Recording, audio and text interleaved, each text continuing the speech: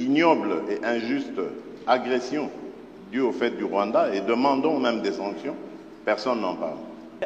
Apporter un commentaire au commentaire. Je m'explique.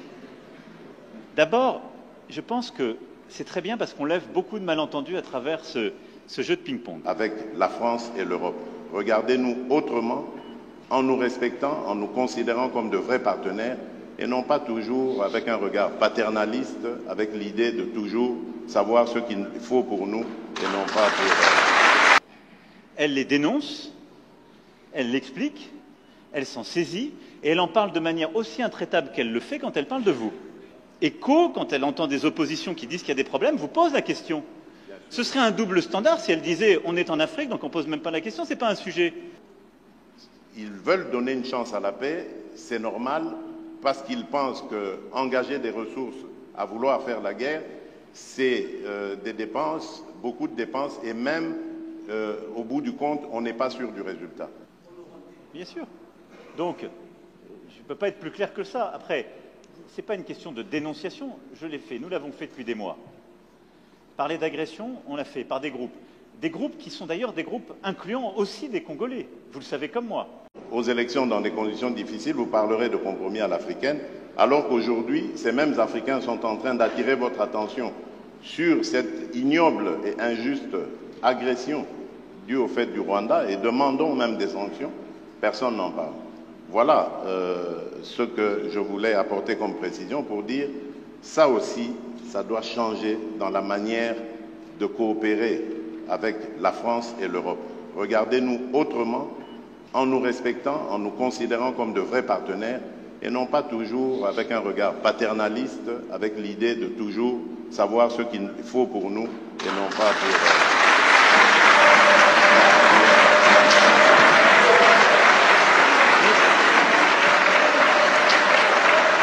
Voilà, merci. Je pense que le président Macron a Oui, une réaction. malgré les vivas, si le président Tshisekedi m'y autorise, je voudrais apporter un commentaire au commentaire. Je m'explique. D'abord, je pense que c'est très bien parce qu'on lève beaucoup de malentendus à travers ce jeu de ping-pong. D'abord, je veux que vous sachiez que quand il y a des problèmes électoraux aux États-Unis d'Amérique ou en France, la presse française en parle. Elle les dénonce, elle l'explique, elle s'en saisit, et elle en parle de manière aussi intraitable qu'elle le fait quand elle parle de vous. Donc il n'y a pas de double standard. Ce qui serait inquiétant, c'est si la presse française n'en parlait pas pour vous, mais elle en parle aussi pour nous. Mais pas de compromis. Non, mais elle parle de tout, elle parle de malversation quand il y en a.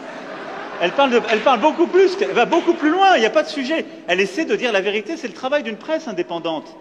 Et donc, il ne faut pas être choqué que la presse, quand elle a écho, quand elle entend des oppositions qui disent qu'il y a des problèmes, vous pose la question.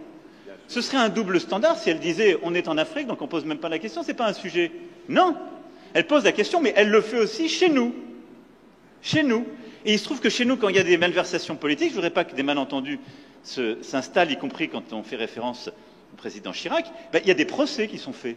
Et les gens sont condamnés, parce qu'il y a une justice indépendante. Donc il y a une presse indépendante et une justice indépendante. Ça crée une démocratie qui est parfois vibrante. Alors je ne dis pas que c'est... on se fait attaquer, mais c'est très bien. Ça permet les alternances démocratiques et ça permet de bâtir par cette maïotique une vérité. Ça, c'est la première chose. Ne croyez pas qu'il y a un double standard, ça n'est pas vrai. Ne croyez pas que ce soit de l'irrespect, ça n'est pas vrai, parce que les journalistes français, européens ou américains posent les mêmes questions à leurs dirigeants chez eux. La deuxième chose, et ça me permet d'insister, parce que le président a parlé de la France en répondant à la question.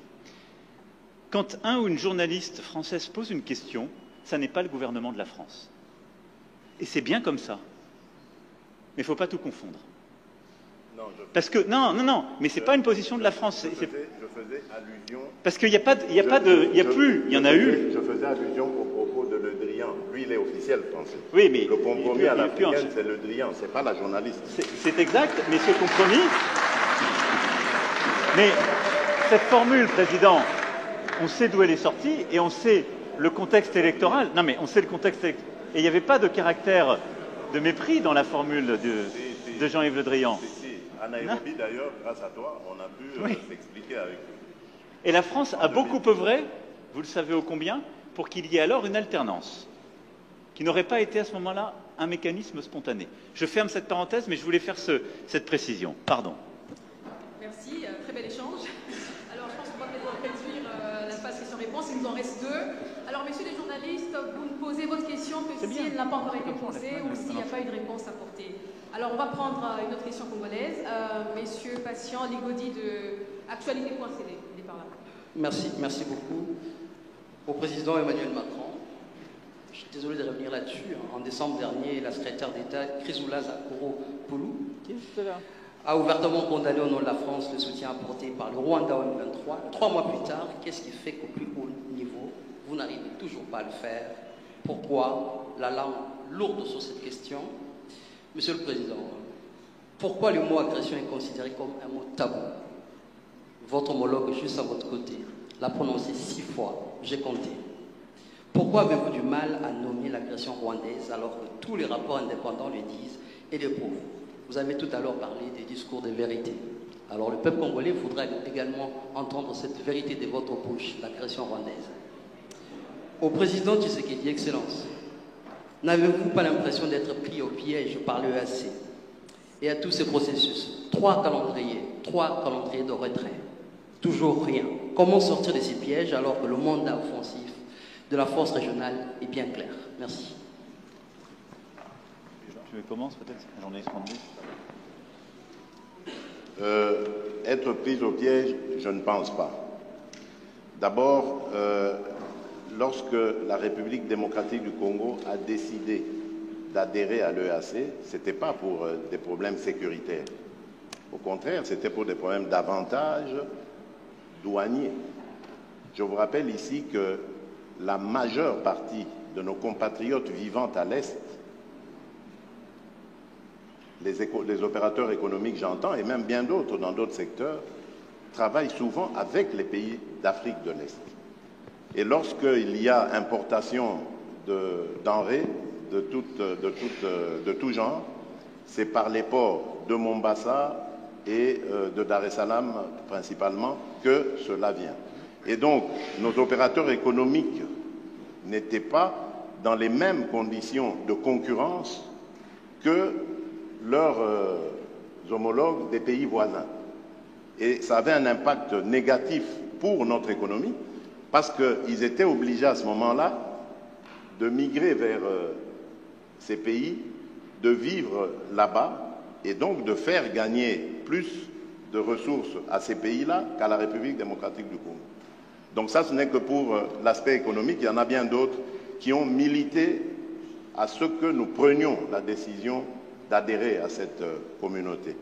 Et puis, vu la taille de la République démocratique du Congo qui se situe au centre de l'Afrique, ça aurait été une opportunité formidable, surtout en ce qui concerne aujourd'hui la zone de libre-échange continental, l'intégration de l'Afrique. Ça aurait été une opportunité formidable d'adhérer, et ça l'est, c'est une opportunité formidable parce que ça nous permet d'être au cœur de tous ces échanges entre l'océan Indien et l'océan Pacifique. Donc il faut regarder notre adhésion à la communauté d'Afrique de l'Est de cette manière-là.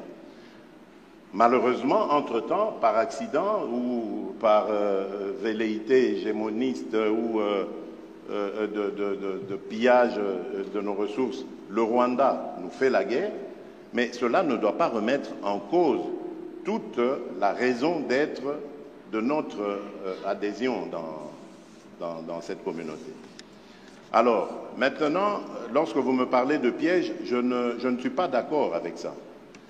Parce que d'abord, les forces kenyanes se sont déployées, comme elles s'étaient engagées de le faire. C'est le cas aujourd'hui. La difficulté, et j'en conviens avec vous, lorsque vous parlez de sorte d'attitude bizarre de la part de la communauté de l'Afrique de l'Est, la difficulté aujourd'hui, c'est de passer à la contrainte, comme ça avait été le cas. Mais vous savez, la contrainte, c'est la guerre. La guerre, on sait quand on la commence, on ne sait pas quand on la termine. Vous avez plusieurs exemples dans le monde aujourd'hui. Et je crois que ces pays veulent donner la chance à la paix, mais alors jusqu'au bout. Et c'est notre cas aussi, nous, République démocratique du Congo, qui sommes les plus concernés par cette agression.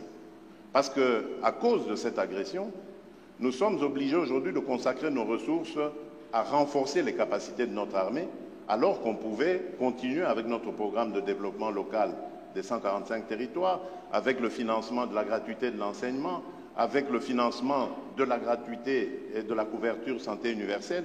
Donc voilà, je peux continuer comme ça, des tas de projets sur lesquels nous étions engagés et que nous sommes maintenant obligés d'arrêter parce qu'il faut se consacrer à la sécurisation de nos populations et de notre territoire. Et donc c'est d'abord l'affaire des Congolais avant d'être celle de nos voisins. Nos voisins viennent en aide à ce que nous recouvrions la paix et j'espère qu'ils auront raison. Ils veulent donner une chance à la paix, c'est normal, parce qu'ils pensent qu'engager des ressources à vouloir faire la guerre, c'est des dépenses, beaucoup de dépenses, et même au bout du compte, on n'est pas sûr du résultat. Donc donnons d'abord une chance à la paix, et je suis d'accord avec ces pays voisins, et ensuite nous verrons. Mais comme je l'ai dit, moi je reste vigilant, parce que dubitatif, compte tenu de ce que je sais des velléités rwandaises, et compte tenu de ce que je sais de leurs engagements pris jusqu'ici, qui n'ont jamais d'ailleurs été respectés. Voilà. Pour ce qui est de votre question, j'ai été très clair sur la condamnation du M23 et de tous ceux qui le soutiennent, y compris le Rwanda. Bien sûr.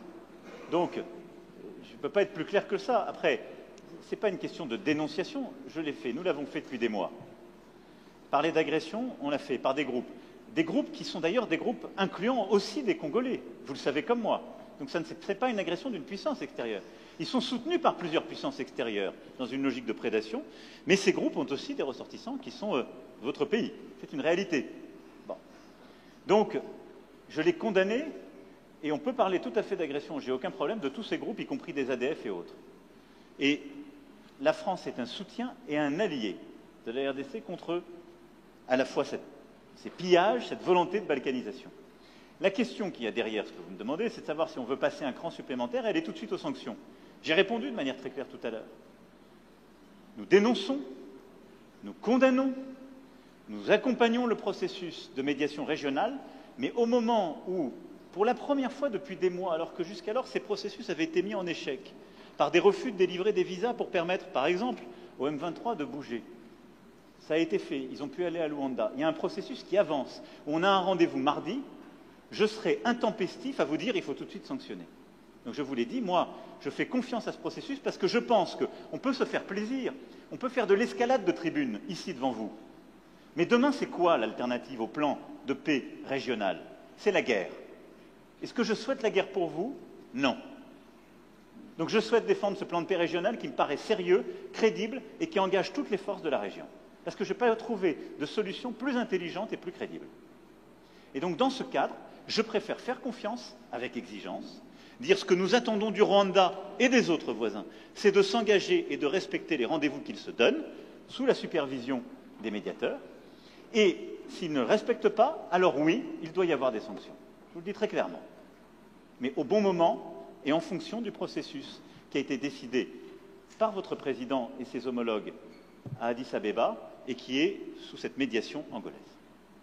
Alors la dernière question est de Madame Méral Christelle de France Télévisions. Bonjour, Christelle Méral, donc France Télévisions. La question s'adresse à président français. Monsieur Macron, après plusieurs jours en Afrique, vous rentrez donc demain matin en France. Le pays, mardi, pourrait être bloqué en raison de la réforme